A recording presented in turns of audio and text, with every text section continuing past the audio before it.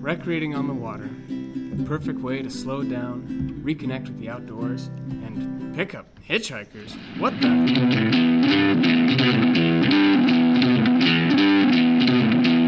The introduction of aquatic hitchhikers, also known as aquatic invasive species, to a new ecosystem can lead to widespread loss of habitat.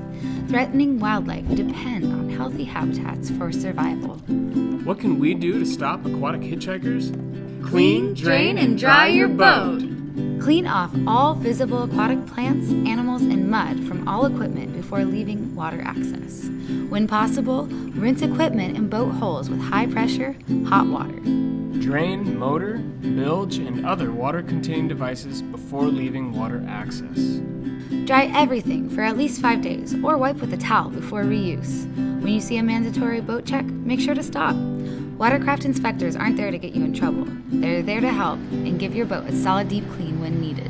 By treating it with 120 to 140 degree water, you're able to decontaminate it and mitigate any risks that you'd be bringing any invasive species on the watercraft. Clean, drain, and dry your boat